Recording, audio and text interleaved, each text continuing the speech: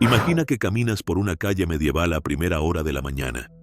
El sol apenas ha asomado entre los tejados irregulares y las torres de piedra. El aire huele a humo, pan recién horneado y algo más. Un hedor ácido y penetrante que se cuela por cada esquina. No es un olor extraño para sus habitantes. Es el aroma cotidiano de un mundo sin alcantarillado moderno. A tu izquierda, un grupo de mujeres hace cola en torno a un pozo. Extraen agua con cubos de madera y la vierten en cántaros de barro. Un niño, descalzo y con la cara manchada de tierra, se acerca con una jarra. La mujer que lo acompaña le ofrece un trago, pero no de agua. Es cerveza. De baja graduación, tibia, con apenas alcohol, pero suficiente para que el pequeño la beba sin riesgo. En la Europa medieval, el agua podía matarte. No era un peligro aislado, ni una superstición popular. Era un hecho comprobado por la experiencia de generaciones. En ciudades como Londres, París o Sevilla, el agua que se obtenía de pozos y ríos estaba expuesta a contaminación constante. No existía un sistema de alcantarillado que separara las aguas residuales de las fuentes de consumo. En Londres, por ejemplo, los registros del siglo XIV hablan de brotes repetidos de disentería y fiebre tifoidea, enfermedades transmitidas por agua contaminada. Los pozos urbanos se excavaban cerca de viviendas, y las letrinas, cuando existían, se ubicaban junto a las paredes traseras de las casas. La filtración de desechos era inevitable. En París, la situación era aún más alarmante. El río Sena no solo era la principal fuente de agua, sino también el vertedero general de la ciudad. Los curtidores arrojaban restos de piel y productos químicos, los carniceros tiraban sangre y despojos de animales, y las viviendas evacuaban directamente sus letrinas hacia el cauce. La crónica de un médico parisino de mediados del siglo XV lo describía sin rodeos. El agua del Sena es más espesa que clara y huele más a matadero que a río. En Sevilla, el Guadalquivir sufría un problema similar. Los residuos de los mataderos y de los talleres de curtido de pieles se acumulaban en el agua junto a restos de pescado procedentes del mercado. En épocas de calor, el olor era insoportable. Beber de sus aguas sin hervir era casi una sentencia de enfermedad. El problema no era solo la suciedad visible. La verdadera amenaza eran los patógenos invisibles. Aunque nadie en la Edad Media sabía de bacterias ni virus, la experiencia había demostrado que beber agua cruda de ciertas fuentes enfermaba o mataba. Y aquí entra la paradoja más curiosa. En un mundo donde la gente apenas conocía el concepto de higiene personal moderna, se había desarrollado una medida efectiva para evitar intoxicaciones: beber alcohol a todas horas. No hablamos de embriaguez constante. La mayoría de la población consumía vino o cerveza de baja graduación.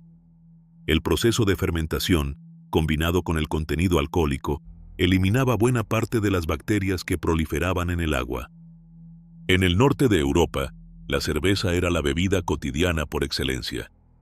Existía incluso una versión llamada small beer, con apenas 2 o 3 grados de alcohol, destinada al consumo diario, incluyendo niños. Era nutritiva, aportaba calorías y, sobre todo, era mucho más segura que el agua.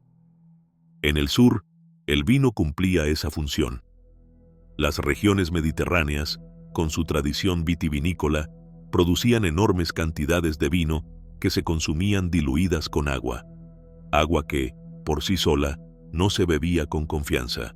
Incluso las órdenes monásticas, como los benedictinos y cistercienses, mantenían normas internas que estipulaban una ración diaria de vino para cada miembro de la comunidad. Los monasterios jugaron un papel crucial en la producción de bebidas seguras. Su conocimiento en fermentación, cuidado de los recipientes y control de la calidad les permitía elaborar cerveza y vino no solo para su consumo, sino también para vender a las poblaciones cercanas. De hecho, en muchas aldeas y villas, la bebida más limpia que se podía conseguir era la que salía de las bodegas monásticas. Las cifras son reveladoras. Un adulto en la Inglaterra medieval podía consumir entre 1 y 2 litros de cerveza ligera al día.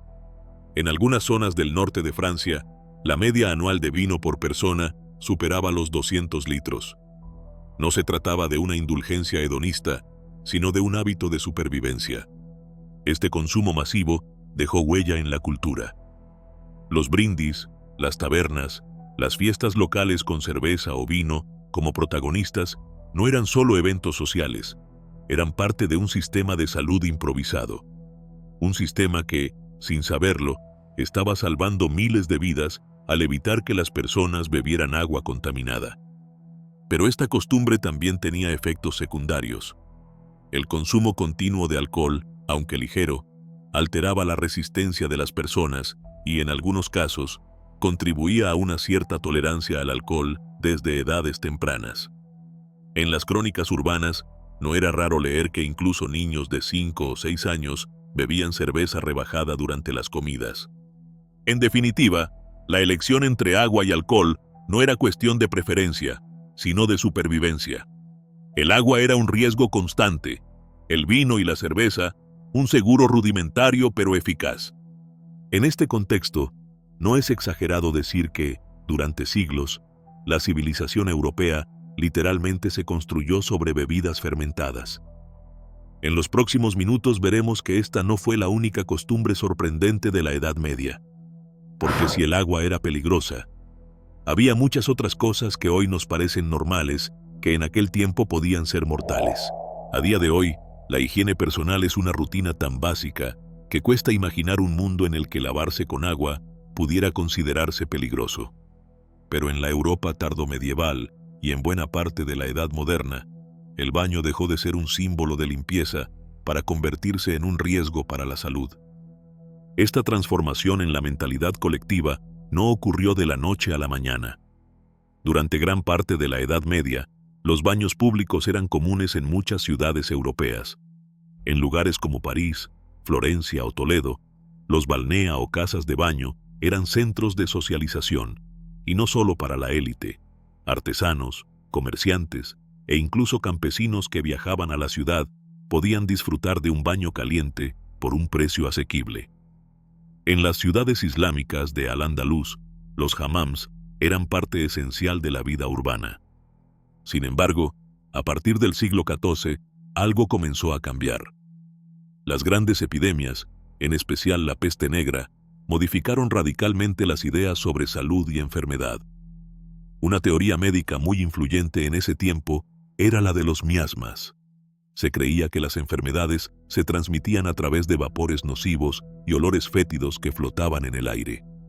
El cuerpo, cuando estaba limpio y caliente tras un baño, tenía los poros abiertos, y esos poros, según la creencia, eran auténticas puertas de entrada para esos miasmas.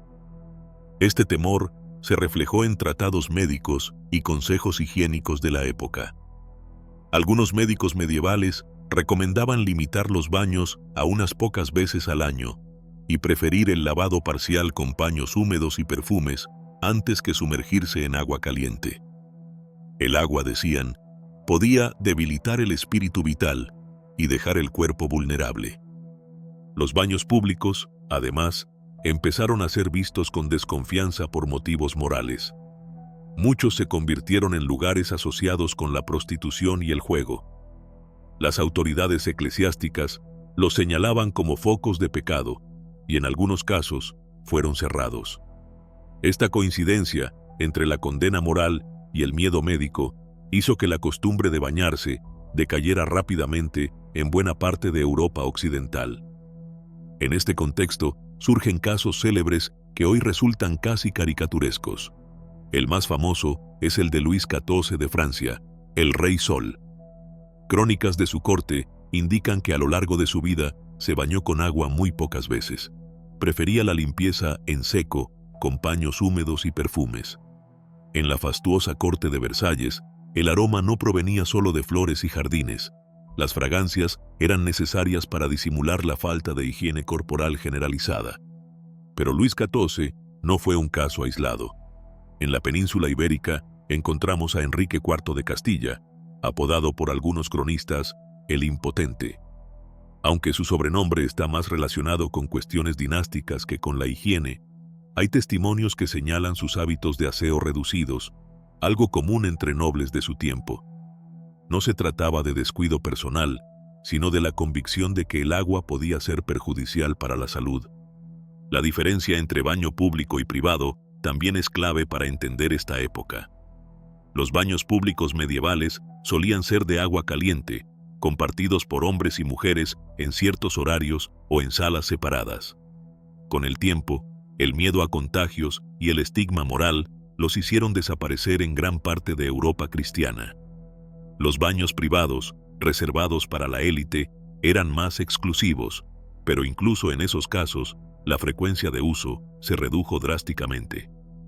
Paradójicamente, mientras Europa occidental abandonaba el hábito del baño frecuente, otras culturas contemporáneas lo mantenían con vigor.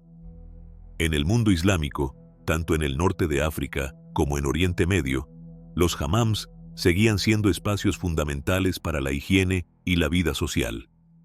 La tradición islámica asociaba la limpieza física con la pureza espiritual, y la costumbre de bañarse regularmente se mantuvo firme.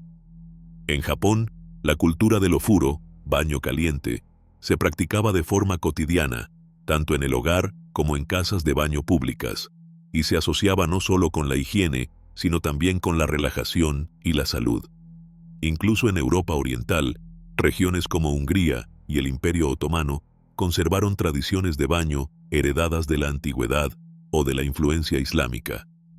Este contraste deja claro que la prohibición o el abandono del baño frecuente no fue universal, sino un fenómeno cultural específico de la Europa cristiana occidental, intensificado por las epidemias, las creencias médicas erróneas y las restricciones morales impuestas por la Iglesia. Con el tiempo, la costumbre de evitar el agua se arraigó tanto que en los siglos XVI y XVII era común que las personas, incluso de alto rango, consideraran suficiente cambiarse de ropa interior y usar perfumes para estar limpios. La piel se limpiaba a base de fricciones con telas, y las manos y la cara podían lavarse con agua fría, pero el contacto completo con agua caliente era raro. Esta visión comenzó a cambiar lentamente con los avances científicos del siglo XVIII y XIX, cuando la teoría microbiana reemplazó a la de los miasmas y el baño volvió a considerarse saludable. Pero durante varios siglos, el baño dejó de ser un acto cotidiano y se convirtió en algo excepcional, incluso para los reyes. Así, lo que hoy nos parece una necesidad elemental, en la Europa medieval tardía y moderna temprana, era visto como un lujo potencialmente peligroso. Y la ironía es que, en muchos casos, los mismos que evitaban el agua como si fuera veneno, vivían en ciudades donde el aire estaba tan cargado de suciedad que respirar era, en sí mismo, un riesgo. Pero si la higiene personal podía provocar sospechas y supersticiones, lo que veremos a continuación lleva el pensamiento medieval un paso más allá. En algunos casos, no solo se aplicaban leyes a las personas, también a los animales, y estos, por increíble que parezca, podían acabar en juicio. Hoy, la idea de sentar a un animal en un tribunal suena absurda, pero en la Europa medieval, y hasta bien entrada la Edad Moderna, no era extraño que los animales fueran sometidos a juicio como si fueran personas. La concepción jurídica de la época estaba profundamente influida por el derecho romano, las costumbres locales y, sobre todo, por la visión religiosa del mundo. Según la mentalidad medieval, cualquier ser vivo capaz de causar un daño podía ser considerado sujeto a un proceso legal. Y ese daño no tenía que limitarse a propiedades o cosechas, podía incluir la muerte de un ser humano, la destrucción de cultivos o incluso una conducta impropia, según la moral de la época. El principio era claro: la justicia debía aplicarse de forma ejemplar, y eso incluía castigar a la criatura responsable. Desde nuestra perspectiva actual, estos procesos no tenían sentido, porque un animal no posee intención moral. Pero para los jueces y las comunidades medievales, el castigo cumplía una función simbólica: demostrar que la ley se aplicaba sin excepciones y, al mismo tiempo, purificar el lugar del crimen. Uno de los casos más famosos ocurrió en Falaise, Francia, en el siglo XV. Un cerdo fue acusado de matar a un niño pequeño. El proceso quedó registrado en los archivos municipales y describe, con precisión, cada etapa. El animal fue arrestado, llevado ante un tribunal y defendido por un abogado designado por el propio juzgado. El veredicto fue de culpabilidad y el cerdo fue condenado a ser ahorcado en la plaza pública, vestido con ropa humana para simbolizar su responsabilidad como si fuera un criminal. Este acto no solo era una forma de castigo, sino también un espectáculo para la comunidad. La ejecución pública servía para reafirmar el orden social y la autoridad de la ley. Pero no solo los animales domésticos de gran tamaño eran juzgados. En Suiza, durante el siglo XVI, existe un registro curioso. Una colonia de ratones fue citada formalmente para abandonar un campo de cultivo que estaban devastando. El tribunal emitió un documento en el que se les concedía un plazo para marcharse sin perjuicio ni daño. Naturalmente, los ratones no se presentaron a la audiencia. El acto era simbólico, pero tenía un trasfondo teológico. Se intentaba dar a la comunidad la sensación de que incluso las plagas se enfrentaban a la autoridad legal, y si no obedecían, se invocaba la excomunión, expulsándolos mediante ritos religiosos. En Italia, se registró en el siglo XVII un caso en el que un caballo fue ahorcado tras matar a su amo de una coz. Igual que en otros juicios de animales, el procedimiento incluyó la presencia de un abogado defensor y la lectura solemne de la sentencia. El castigo público pretendía, según la mentalidad de la época, prevenir futuros incidentes y restaurar la armonía alterada por el crimen. Estos procesos seguían un protocolo formal. El animal acusado era detenido y, si era posible, encerrado hasta el día del juicio. Se le asignaba un abogado defensor, sí, literalmente un ser humano encargado de argumentar a su favor, y se celebraba una audiencia pública. Las pruebas se presentaban ante jueces y notarios, igual que en un juicio humano.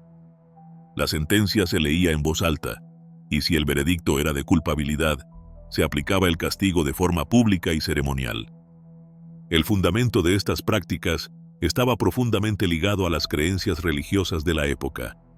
En la visión cristiana medieval, el mal no era exclusivo del ser humano, podía habitar en cualquier criatura. En algunos casos, los animales eran vistos como instrumentos del demonio o como castigos divinos enviados para poner a prueba a la comunidad. Juzgarlos y castigarlos era, simbólicamente, una forma de combatir el mal y proteger a la población. Es importante entender que estos juicios también tenían una función social. La justicia medieval no se limitaba a resolver conflictos, era un acto público de reafirmación del orden. El espectáculo de ver a un animal en el cadalso o a un notario leyendo una sentencia contra un grupo de ratones no solo buscaba castigar, sino también reforzar la autoridad de quienes gobernaban y de la iglesia que legitimaba ese poder. Aunque pueda parecer un fenómeno estrictamente medieval, los juicios a animales persistieron mucho más de lo que imaginamos. En Francia, todavía en el siglo XVIII, se documentan procesos contra toros, caballos e incluso insectos.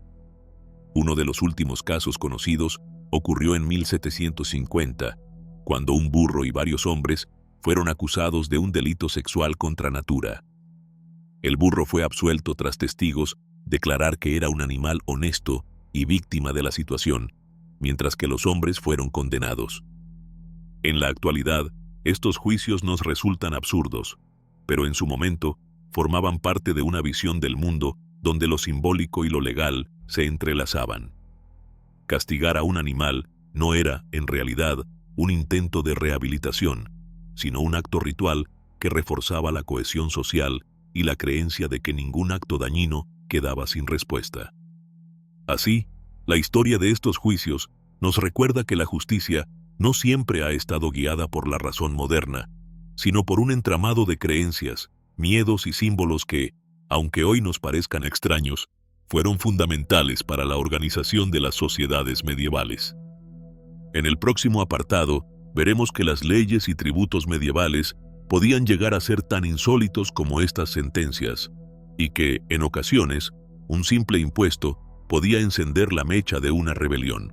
En la Europa medieval, los impuestos no eran solo una cuestión de recaudar dinero, eran un reflejo directo de la jerarquía social, el poder de la nobleza y, en muchos casos, del ingenio o la codicia de quienes gobernaban. Algunos gravámenes pueden parecernos hoy absurdos, pero en su momento marcaron profundamente la vida cotidiana, llegando incluso a provocar levantamientos armados. Uno de los más famosos fue la gabela, el impuesto sobre la sal en Francia. La sal era un bien esencial. Se utilizaba no solo para dar sabor a los alimentos, sino, sobre todo, para conservarlos. En una época sin refrigeración, la sal era la clave para almacenar carne, pescado o incluso verduras durante meses. Por eso, gravarla significaba controlar un recurso vital. La gabela se instauró en el siglo XIV y pronto se convirtió en uno de los tributos más odiados del reino. No solo era costosa, sino que estaba regulada de forma estricta.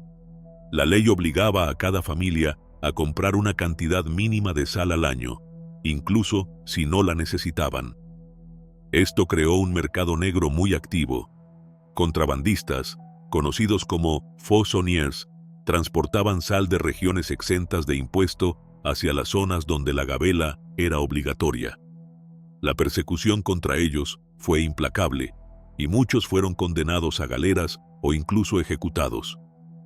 El descontento popular por la gabela estalló en varias ocasiones. Una de las revueltas más notorias fue la revuelta de la sal de 1548 en el suroeste de Francia, donde campesinos y comerciantes se levantaron contra los recaudadores. La rebelión fue sofocada con dureza, pero la gabela no desapareció. Se mantuvo hasta la Revolución Francesa, símbolo eterno de la opresión fiscal del antiguo régimen. Otro tributo peculiar era el peaje del molino, habitual en gran parte de Europa feudal.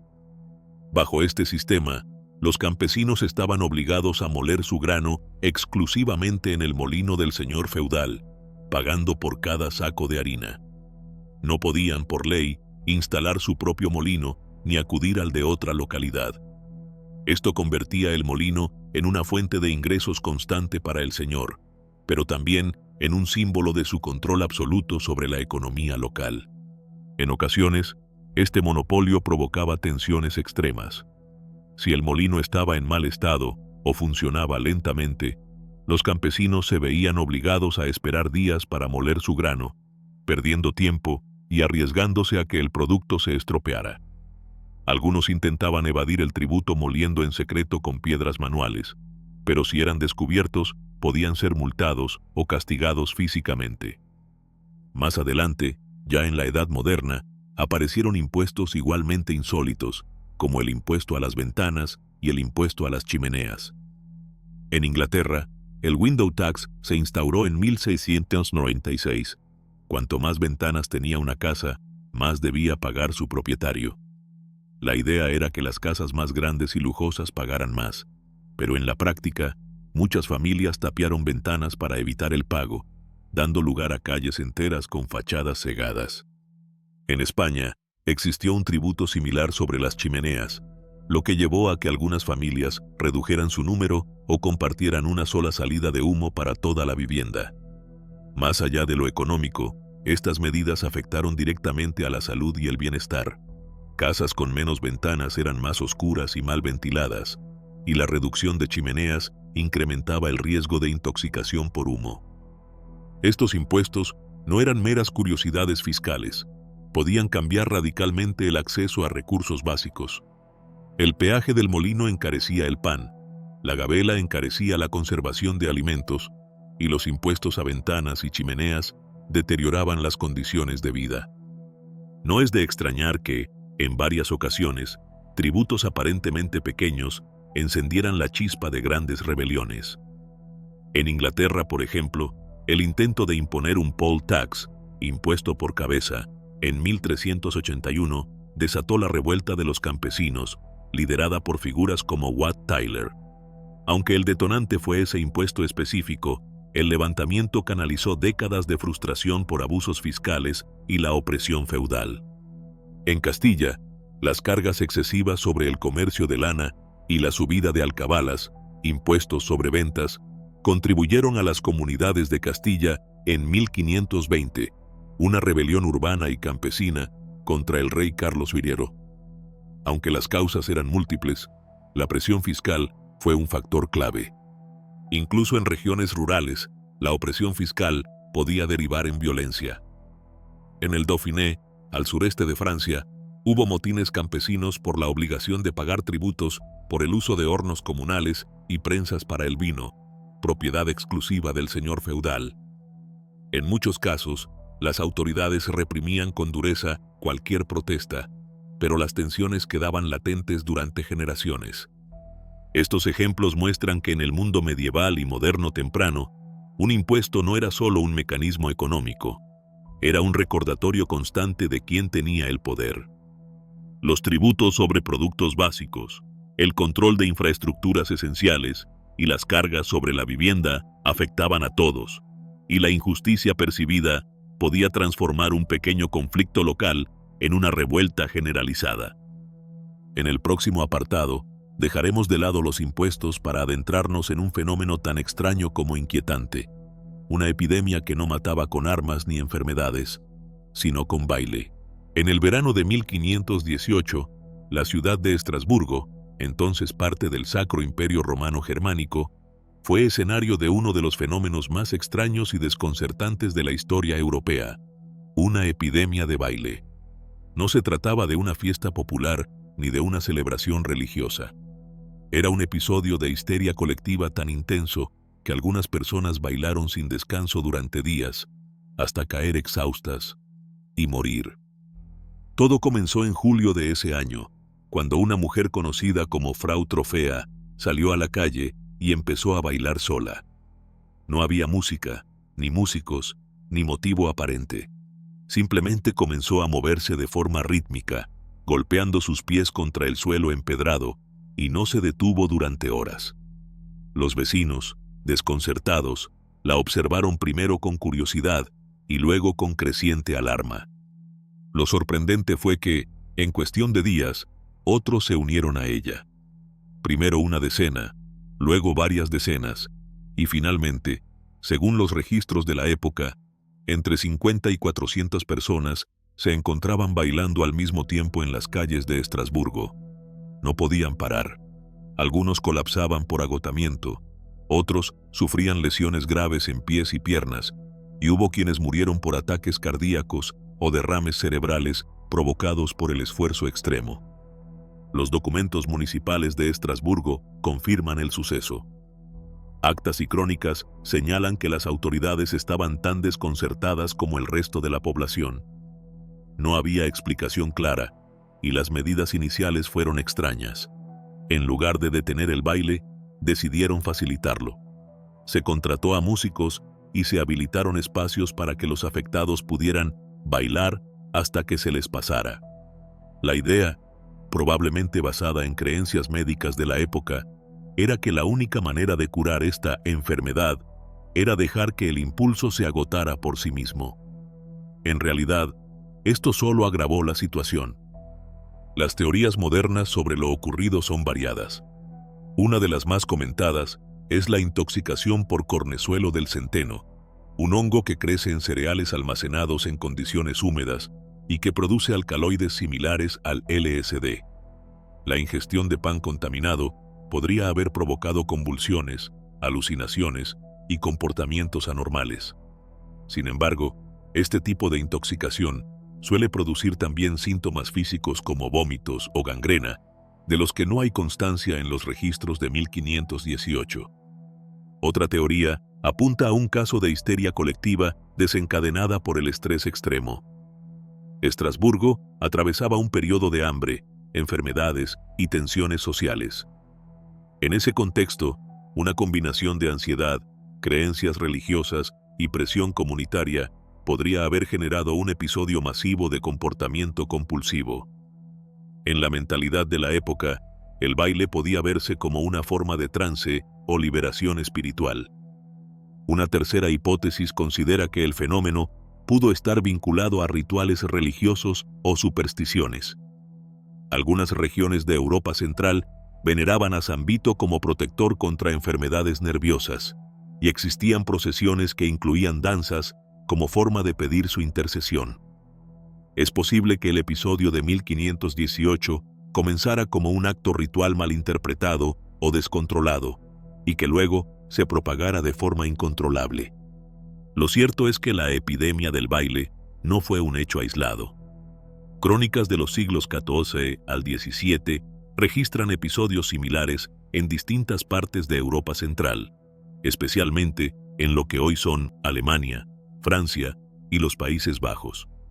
En 1374, por ejemplo, una multitud en Aquisgrán comenzó a bailar frenéticamente, extendiendo el fenómeno a ciudades vecinas. Estos brotes a veces se conocían como coreomanías o plagas de danza, y podían durar semanas. Las reacciones oficiales variaban según el lugar y la época.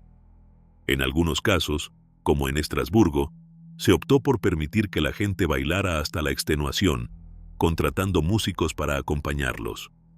En otros, las autoridades religiosas organizaban procesiones y misas para liberar a los afectados de una supuesta posesión demoníaca. También hubo ciudades que prohibieron la música y el baile en un intento de cortar de raíz el contagio social. En retrospectiva, el episodio de Estrasburgo se convirtió en uno de los casos mejor documentados de este fenómeno y al mismo tiempo en un misterio sin resolver. Las crónicas hablan de personas con expresiones de angustia y dolor mientras bailaban, incapaces de detenerse, lo que contradice la idea de que fuera simplemente una festividad malinterpretada. La epidemia terminó tan repentinamente como había comenzado. Después de varias semanas, el número de afectados disminuyó y la vida en la ciudad volvió poco a poco a la normalidad. Sin embargo, el recuerdo del suceso quedó grabado en la memoria colectiva como un ejemplo de cómo, en la Europa premoderna, la frontera entre enfermedad, religión y superstición era difusa. Hoy, los historiadores ven en este episodio una ventana a la mentalidad de la época, una sociedad que vivía bajo la constante amenaza de hambrunas, pestes y guerras, y que interpretaba los comportamientos humanos a través de un prisma espiritual y moral. La epidemia del baile de 1518 sigue siendo un recordatorio inquietante de que el comportamiento colectivo puede, bajo las circunstancias adecuadas, escapar a toda lógica, y que, en ocasiones, la respuesta de las autoridades puede ser tan extraña como el propio problema. En el siguiente apartado, exploraremos otro aspecto de la vida medieval que, aunque suene grotesco, fue tan real como la epidemia del baile. Los remedios médicos más repugnantes y a veces efectivos de la época. En la Edad Media, la medicina se situaba en un territorio incierto entre la superstición, la tradición oral y la incipiente observación empírica. Sin conocimientos sobre bacterias, virus o química moderna, los médicos, cirujanos y curanderos se aferraban a teorías heredadas de la antigüedad y las mezclaban con creencias religiosas. El resultado fue una serie de tratamientos que hoy nos parecen repulsivos, pero que para ellos podían significar la diferencia entre la vida y la muerte. Uno de los remedios más chocantes fue el uso de polvos de momia como medicina. A partir del siglo XII, se extendió por Europa la creencia de que consumir fragmentos molidos de cuerpos embalsamados poseía propiedades curativas. El origen estaba en un malentendido lingüístico y cultural. El término árabe mumia se refería originalmente al betún usado en el embalsamamiento, que en la medicina islámica se empleaba como ungüento. En Europa, sin embargo, se interpretó que el poder medicinal residía en la momia entera, y pronto comerciantes importaban cuerpos embalsamados, auténticos o falsos, desde Egipto para venderlos a boticarios.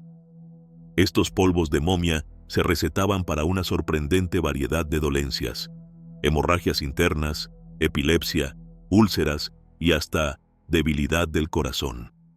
Reyes y nobles los consumían convencidos de que estaban ingiriendo la fuerza vital de los antiguos. El comercio era tan lucrativo que en ocasiones se fabricaban momias falsas, cadáveres recientes tratados con betún y envejecidos artificialmente para engañar a los compradores. Otro remedio inquietante era el uso de ungüentos con grasa humana. Estos preparados se empleaban para tratar heridas, fracturas o dolores musculares. La grasa procedía, en ocasiones, de personas ejecutadas, bajo la creencia de que el cuerpo de un ajusticiado tenía propiedades especiales, ya que su vida había sido cortada de forma violenta, y su energía aún impregnaba sus restos. Esta idea se enmarcaba en una tradición más amplia de medicina cadavérica, donde la materia del cuerpo humano se consideraba una fuente de poder curativo. Si esto suena perturbador, la farmacopea medieval no se quedaba ahí. Entre los remedios más extravagantes se encontraba el aceite de escorpión. Para prepararlo, se sumergían escorpiones vivos en aceite, a menudo de oliva, y se dejaban macerar durante semanas. El resultado se aplicaba sobre picaduras, heridas e incluso dolencias reumáticas. La lógica era curar lo semejante con lo semejante. Al usar la esencia del animal que causaba el daño, se esperaba neutralizar su veneno. Aún más común era el uso de orina humana en diagnósticos y tratamientos. La uroscopia, el examen visual de la orina, era una de las principales herramientas diagnósticas de la época. Los médicos analizaban su color, olor y sedimentos para identificar enfermedades, basándose en la teoría de los humores heredada de Hipócrates y Galeno. Pero la orina no solo servía para diagnosticar, también se utilizaba como ingrediente medicinal. Se creía que podía limpiar heridas, aliviar quemaduras y servir como enjuague bucal para blanquear los dientes. La presencia de amoníaco, aunque desconocida para ellos, hacía que algunos de estos usos tuvieran cierto fundamento, aunque otros fueran simplemente superstición. Curiosamente, en medio de este panorama de remedios desagradables, algunos tratamientos funcionaban por pura casualidad. Un ejemplo es el uso de pan mohoso sobre heridas. Algunos cirujanos recomendaban colocar un trozo de pan viejo y cubierto de moho sobre una herida infectada. La intención original no tenía base científica moderna, pero hoy sabemos que ciertos mohos del pan producen sustancias antibióticas como la penicilina. Sin saberlo, estaban aplicando uno de los principios de la medicina moderna varios siglos antes de que Alexander Fleming aislara la penicilina en el siglo XX. Esta combinación de superstición, observación y ensayo-error define gran parte de la medicina medieval. Los médicos formados en universidades trabajaban junto a cirujanos barberos y curanderos rurales, cada uno con sus propias recetas y creencias. Los tratados médicos de la época recogían tanto consejos prácticos como instrucciones mágicas, amuletos para alejar la peste, oraciones para frenar hemorragias y mezclas de hierbas con componentes animales y humanos.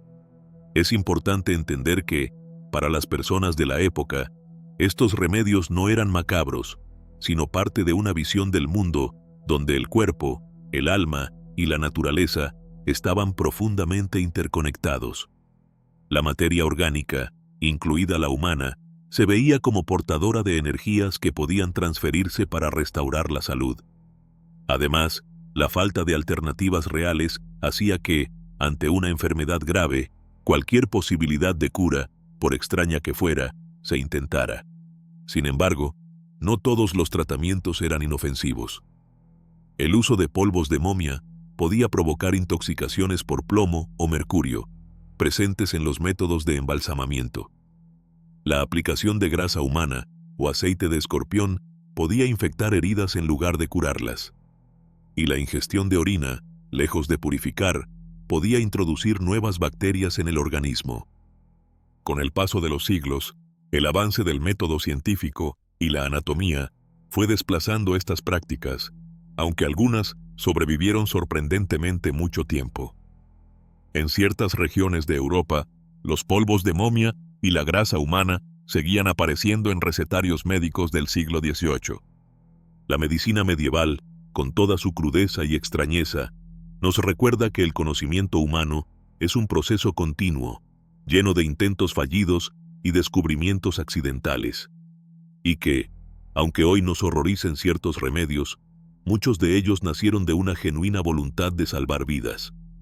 Incluso si para lograrlo había que recurrir a métodos que ahora nos parecen impensables.